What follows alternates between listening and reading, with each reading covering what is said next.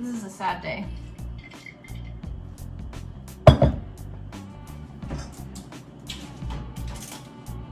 I was silly last night and lazy, and I knew I only had 1 cup of coffee left, and I totally didn't prepare. And I thought, I can go with only 1 cup of coffee. Yeah, right, okay. Joke's on me. Luckily this makes like half a cup, and then I'll put a couple other things in and I'll make maybe a full cup. I don't know.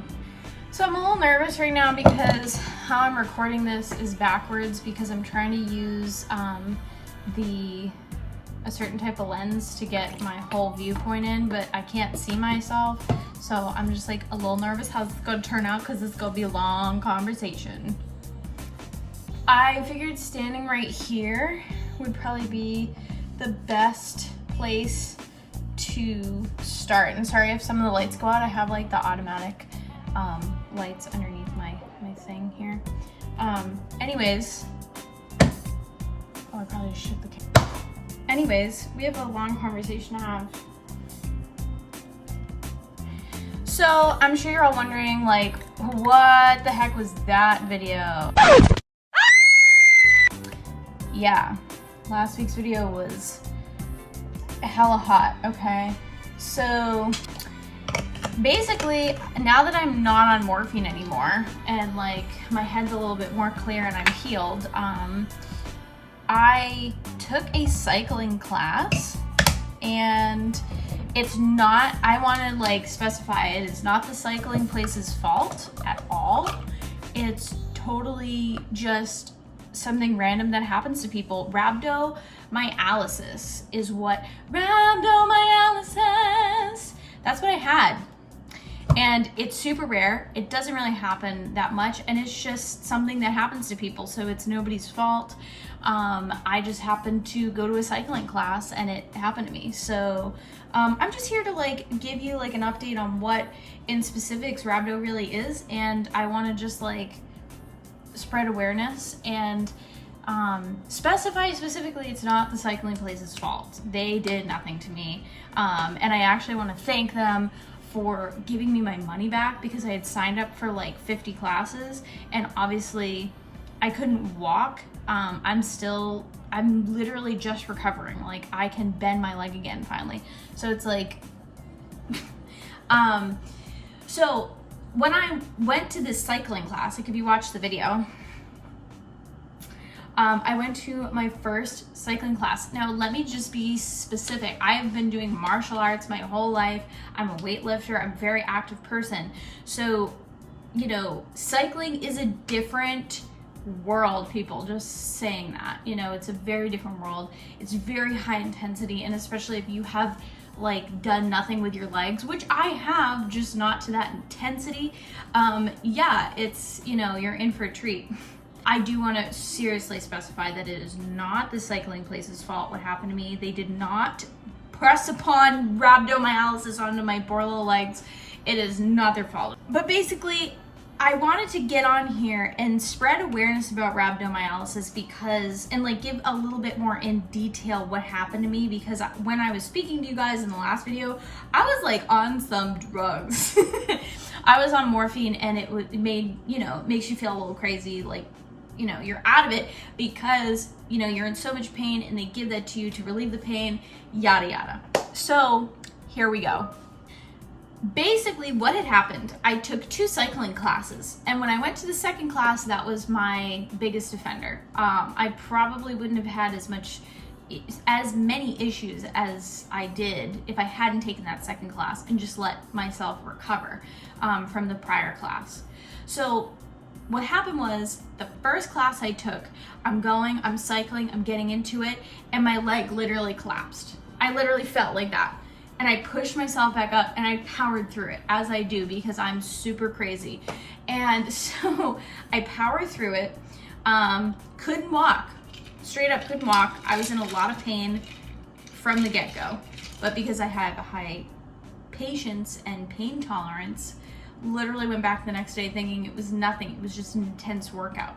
So I went back and I pushed through that workout. My knee hurt, my leg hurt. Didn't think anything of it. totally was oblivious to what was happening to my body.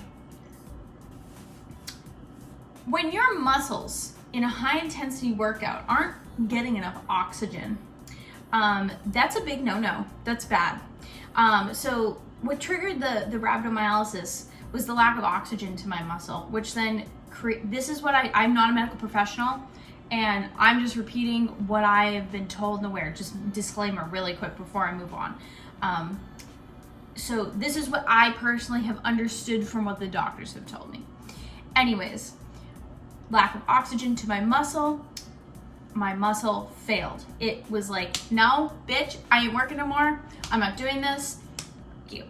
And so the muscle fibers actually break down. They begin to break down and they create this bad protein. And the bad protein gets released into your bloodstream, and then your kidneys are trying to filter that bad protein, right? So when your kidney is trying to filter those bad proteins, it's too much. There's too much of it filtering through your body, and your kidney can actually go into kidney failure. You could lose a kidney. You could, I mean, it's crazy. Like, I had no idea that this existed. And if you actually look up a few videos on YouTube, like, people had it way worse than I did. I've seen some people had to go in for muscle reconstruction surgery over this. It's insane. It is insane how crazy this is. One woman I read was put on dialysis, because of it. Like, seriously, loss of kidney function. I mean, it is that dangerous. It's rare, but it's that dangerous. So what alarmed me originally was my friend, who is a nurse. She told me she had come over on the third day, that Sunday. I asked her to bring me a heating pad. I was in a lot of pain, and she said, okay. She comes over and she, sees all my symptoms, and she goes, girl, not to alarm you, but I think you might have something called rhabdo. And I said, what's that? So she explained it to me, and I said, no, like, I don't have that. I don't try to overthink these things, although I'm constantly concerned about my body. But in that case, I was like, no, this is just soreness. And she said, okay, well, just, take it easy. And if you really feel bad, promise me you'll go to the ER. I said, all right. So the next day, I don't know why the camera just shook. The next day, I woke up with extreme kidney pain right here. I don't know if you can see me, but extreme kidney pain. It hurt so bad. I was laying on the floor. And I went to the ER, and I was diagnosed with rhabdomyolysis. So why did my kidney hurt? Well, again, it was those proteins being flushed through my kidneys, and my kidneys couldn't take it. They were, almost failing. Not that close. Very close, but I got to the ER in the nick of time, and it was fine. The doctors were amazing, and I'm really blessed to, be really close to the hospital, 10 minutes away. But yeah, so I go to the ER, and essentially they had asked me if I had been urinating like anything tea colored. I said yes. It was like an orangey red color. I know this is like TMI, sorry. But I'm just telling the story because if anybody watches my video and has ever had rhabdo, or like you feel like you're sick right now with rhabdo and you're watching this, I want you to be aware of the symptoms. So I literally was urinating this like orangey red color, and not to be gross, but I really thought it was my time of the month. Girlies, you get me, like, you pee sometimes and you're like, oh, it's the color red. It is what it is. But anyways, that tricked me into thinking I was, nothing was wrong, because it was just regular period time. But the doctor was like, no, like, that color you're seeing is the protein that your kidney is filtering out and you're urinating it out. And I was like, oh shit, that's crazy. And I had read that. That was something that did trick me up too. Like, I was concerned about the color because I had looked that up as well. But I was more worried about the pain of my kidney physically and my legs. So that was fun. I do apologize. I know I'm like word vomiting per usual. I'm really trying to just, I am recording all this information like 5 weeks later, and I'm just trying to remember how it went and like what the details were. So, the next thing that happened, you know, they gave me morphine. They kept me for 5 days at the hospital. 5 days. I've literally been in the hospital maybe for like a couple hours, you know, when I have my passing out spells or whatever, you know, stupid else happens to me. So they take my blood.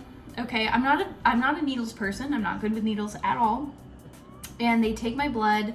They had to take my blood every single day. Yeah, not great for a person who hates needles. It literally makes me nauseous. Like, no, creepy. Anyways, when I first got there in the ER, they take my blood. Your kidney produces enzymes just like your livers, and there's your livers, like you have multiple. Your one liver, not your livers. See, I'm like, bleh. Your kidney and your liver, they produce enzymes, and they're only supposed to produce about, well, I'm not sure about the liver, but the kidney specifically, they're only supposed to produce up to maybe 1,000 enzymes, you know, and mine were 132,000. It was drastically high. So that's why they kept me for 5 days, because they had to pump me with fluids so I could urinate all this out and just bring the enzyme count down. So yeah, it was a long 5 days, but that is how they solve it. They just pump you with, not completely, I shouldn't say that. In my rhabdo situation, that is how they solved it. They pushed, you know, all these fluids through me, and you urinate it out, and then you're good once you get to a lower level. So, but as you can see, I'm standing, I'm kicking with both legs, I'm punching, and I'm recovering. Woo! I'm recovering, and I'm healthy, and I'm happy, and I'm young, and I'm spry, and I'm great forever in the rest of my life. I did not work out at all when I got back. I could barely walk when I was released from the hospital. I could not bend my leg. I could not do, you know, I couldn't squat. I couldn't bend down. I couldn't kneel. I couldn't do shit. It was awful. But now here we are on week 5 or 6, and I'm fully mobile again. I do feel weakness in my right leg. That was the worst one. And I've just been slowly walking the treadmill, and you just have to build that muscle back up. And, you know, it may take a little bit, but I'm just happy to be alive. I'm really grateful that I'm here, and that this didn't do any, you know, lifelong damage to me. And that's why it's important that I share my story, because it could happen to you. You know, so you have to be careful and be mindful of these things when you're working out. You know, don't overdo it. Don't push yourself to the point where your muscle is not getting enough oxygen, and, you know, overdoing it where you end up in the hospital. So just, I can hear my mom's voice in my head like constantly from day one of me being alive. I have always overdone it. So for any of you overdoers out there, stop it. Stop it right now. Stop overdoing it. Yeah, so that's it. This is my boring coffee talk explanation on my rhabdo scenario party time, if that's whatever you want to call it. I hope you enjoyed my video. I hope this was educational for you. I hope it was informative to you. And I'm sorry that I'm doing it in my kitchen. The lighting just sucks in this apartment, and I can't wait to move. Oh yeah, I'm moving, by the way. But that's a whole other day for a different video, another topic. But I hope you enjoyed the video with me and Jameson. I hope you enjoy our Halloween fun, and I hope you guys have a wonderful Halloween. And I hope you have had a wonderful Halloween, because I probably won't post this video until after Halloween. And cheers, bitches. And fuck rhabdo. One would you like to try first? I don't want to be here anymore.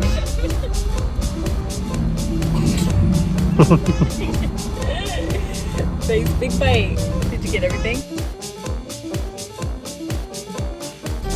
Okay.